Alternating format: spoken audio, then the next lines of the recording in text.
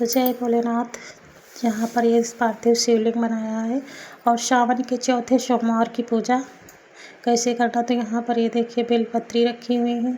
यहाँ पर भगवान जी पर चढ़ाने के लिए जितना सामान है घर में उतना यहाँ पर रख लिया है। और उसके बाद यहाँ एक चौकी ले ली है, इसको धुल लिया था। उसके बाद सफ़ेद कपड़ा है तो ज़्यादा अच्छा नहीं है, तो मैंने यहाँ पर लाल कपड़ा बिछा लिया है। और इसी पे थोड़े से अक्षत रख कर शिवलिंग को मतलब यहाँ पर रखेंगे। तो यहाँ पर थाली में ही रखना है क्योंकि अभिषेक वगैरह करना है पानी से, तो जल हमारा मतलब थाली में ही रहेगा। तो सबसे पहले दीपक को जला लिया। दीपक को जलाने के बाद उसके बाद यहाँ पर सबसे पहले स्नान शुद्ध जल से कराएंगे। थोड़ा सा धूप दिखा देती हूँ। इस तरीके से थोड़ी सी धूप दीप भगवान जी को सबसे पहले दिखा दी। उसके बाद सबसे पहले यहाँ पर थोड़ा सा यहाँ पर दूध रख लेती हूँ। दूध हमें सबसे पहले जल से स्नान कराना है और जल में थोड़ा सा गंगा जल मैंने मिला लिया था। तो यहाँ पर ये 3 बार जल से स्नान कराऊंगी पहले। और उसके बाद यहाँ पर दूध रखा हुआ है, तो उसके बाद यहाँ दूध से अभिषेक करना है इस तरीके से। तो दूध जो है कच्चा है, दूध से, जल से, घी से और चीनी से, काले तिल है और शहद से, इस तरीके से अभिषेक इस पे मतलब जितनी चीज़ें अपने पास हैं उतनी चीज़ों से अभिषेक कराना है। बाकी तो चढ़ती भगवान जी पर बहुत हैं, गन्ने का रस वगैरह बहुत चीज़ें चढ़ती हैं, लेकिन जितना है उतने में पूजा करके दिखा रही हूँ। तो यहाँ पर मैं यहाँ दूध चढ़ा लिया। तो दूध चढ़ाने के बाद फिर से भगवान जी को जल से ही स्नान कराना, मतलब जितनी चीज़ चढ़ाएंगे भगवान जी पर उसके बाद शुद्ध जल से स्नान कराना ज़रूरी होता है। तो यहाँ पर मैंने शहद ले लिया है चम्मच में। अब यहाँ पर भगवान जी का अभिषेक चंदन से उससे शहद से कर रही हूँ। ये देखिए, तो इस तरीके से शहद थोड़ा थोड़ा करके भगवान पर छोड़ना है।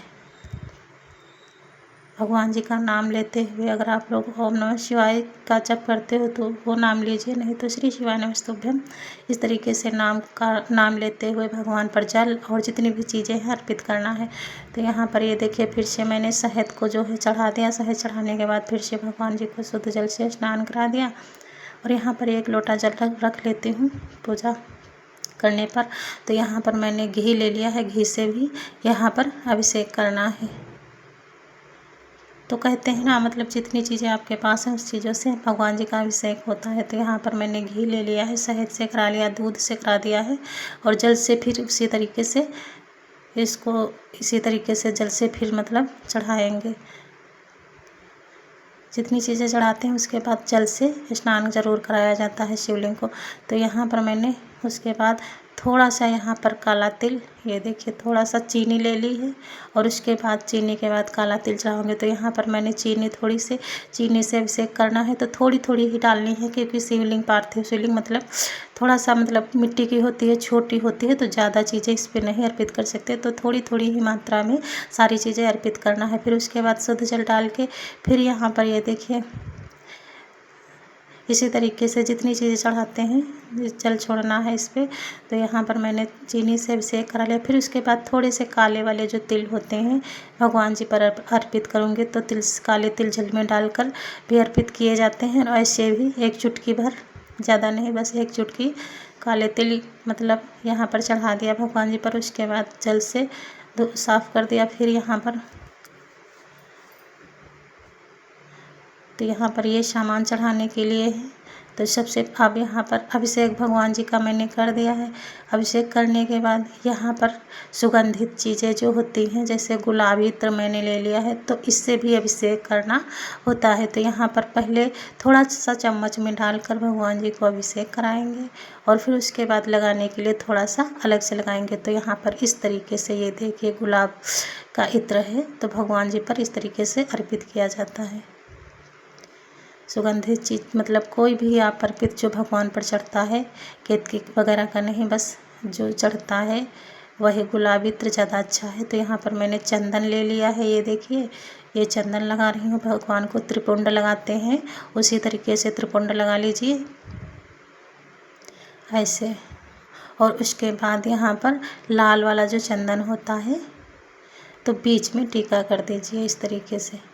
ये है भस्म थोड़ी सी, ये देखिए लाल है, पीला है और इसी तरीके से सफ़ेद चंदन, ये लाल वाला चंदन है और गुलाल वगैरह सारी चीज़ें चढ़ती हैं। तो यहाँ इस तरीके से पूरे जितनी हमारी मतलब शिवलिंग बड़ी है उसमें सारी जगह पर इस तरीके से अशोक सुंदरी के पास सब जगह पर इस तरीके से पूजा करनी है।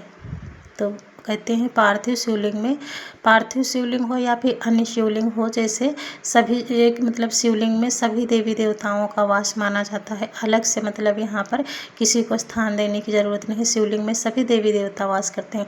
फिर उसके बाद यहाँ बेलपत्री पे चंदन लगा लेना है, थोड़े से इस पर अक्षत रख लेना है और इस तरीके से उल्टा करके ऐसे चढ़ानी है। तो अपनी मनोकामना कहते हुए या फिर ऐसे भी आप कर सकते हो। तो इस तरीके से 5 हैं, 7 हैं, 21 हैं, जिस तरीके से आपके पास बेलपत्री हो उसी तरीके से आप ऐसे भगवान जी पर चंदन और अक्षत रख के अर्पित कर दीजिए। तो हमारे पास 5 या 7 ही थी, तो उस तरीके से मैंने सारी बेलपत्री में लगा के और भगवान पर अर्पित कर दिया ऐसे। तो वीडियो अगर अच्छा लगे तो लाइक सब्सक्राइब कमेंट करना ज़रूर, और भी सब चैनल को सब्सक्राइब कर लेना और लाइक ज़रूर कर देना आप लोग। तो यहाँ पर ऐसे उल्टी करके बेलपत्री भगवान जी पर ऐसे चढ़ाई जाती है। और जब भी शिवलिंग रखें तो उसकी जो है जो कहते हैं जहाँ से जलाधारी होती है तो उसकी उत्तर की तरफ ही रखा जाता है इस तरीके से। तो यहाँ पर ये देखिए मैंने जितनी हमारे पास 7 या 8 या 9 बेलपत्री ही थी, तो सारी बेलपत्री में मैंने उसी तरीके से अक्षत और यहाँ पर चंदन लगा के भगवान जी पर चढ़ा दिया। उसके बाद जो भी आपके पास पुष्प हों, तो मेरे पास तो नहीं थे, बस ये वाले पुष्प थे, तो मैंने यही वाले भगवान जी पर चढ़ा दिया है। जितने मतलब वही बता रही हूँ ना, जितनी मेरे पास सामान थे उसी में मैंने यहाँ पर करके दिखाया। उसके बाद फिर से काले तिल यहाँ पर ऊपर से चढ़ाने हैं इस तरीके से। काले तिल हैं, अक्षत हैं और ये वो है भस्म है और यहाँ पर गुलाल है। ये सारी चीज़ें जितनी आपने रखी है उस सारी चीज़ें इस तरीके से चढ़ानी है। काली तिल है, लौंग है और ये काली मिर्च है, ये देखिए, और काली उड़द है। सारी चीज़ें इस तरीके से भगवान जी पर चढ़ा देंगे जो भी हमने रखी थी थाली में अक्षत वगैरह ऐसे। ये देखिए अक्षत चढ़ा दिए। तो सारी सामान इसी तरीके से एक एक करके। और ये इलायची का जोड़ा है, ये देखिए इलायची मैंने चढ़ा दी, लौंग का जोड़ा, ये काली मिर्च और ऐसे काली मिर्च है, लौंग है, सारी चीज़ें इस तरीके से चढ़ा। ये देखिए लौंग का जोड़ा। तो शनि दोष में और शनि की दशा जैसे चल रही होती है तो इस लौंग है, काली मिर्च, ये सारी चीज़ें चढ़ाई जाती हैं, उड़द वगैरह।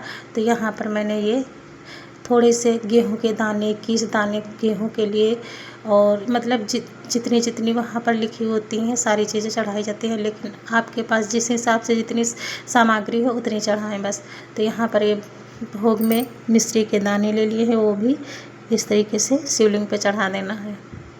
और यहाँ पर बतासे ले लिए, मिश्री ले ली है, गुड़ ले लिया है भोग के लिए, और मखाने ले ली यहाँ पर रख ली हूँ, और किशमिश रख ली हूँ, और ये बादाम वगैरह। तो ये सारी चीज़ें भोग के लिए मैंने यहाँ पर भगवान जी को शिवलिंग पर यहाँ पर इस तरीके से एक एक करके, क्योंकि छोटी है तो इस तरीके से बस थोड़ा थोड़ा सा ही सामान रखना है। बस यही बादाम वगैरह जितनी चीज़ें थी घर में उस तरह, ये किशमिश है, इसे सारी चीज़ें भोग में चढ़ा रहे हैं। और इसके बाद यहाँ पर सारी चीज़ें अर्पित करने के बाद शुद्ध जल फिर से ले लेना है और चारों तरफ से घुमा के इस तरीके से भगवान जी का जल से आचमनी करनी है। ये देखिए। और उसके बाद हाथ जोड़कर भगवान से प्रार्थना करनी है, जो भी भूल गलती हो उसके लिए क्षमा याचना करनी है। और क्षमा करने के बाद सारी प्रार्थना करने के बाद अगर आप पाठ करना चाहते हो तो पाठ कर लीजिए, और कथा वगैरह कोई करते हो तो कथा कर लीजिए। उसके बाद यहाँ पर कपूर रख लीजिए और कपूर से आरती करनी होती है भोलेनाथ जी की। तो यहाँ पर ये आरती हमारी है, ये देखिए भोले बाबा की आरती है, तो इसी में पढ़ के आरती करूँगी। और ये कपूर मैंने जला लिया है। तो आप लोग लाइक कमेंट ज़रूर करना वीडियो अच्छा लगे, और चैनल को सब्सक्राइब ज़रूर कर लेना, क्योंकि अगर आप लोग लाइक कमेंट करोगे तभी मैं ये जितने पूजा पाठ वाले मतलब है वीडियो, तो मैं अब यही कोशिश करूँगी डालने के लिए। तो यहाँ पर ये देखिए मैं भगवान जी की आरती कर ली, इस तरीके से भगवान जी की आरती हो गई है। आरती होने के बाद फिर से जल से आचमनी करने के बाद। तो चलिए मिलती हूँ फिर से अगले वीडियो में।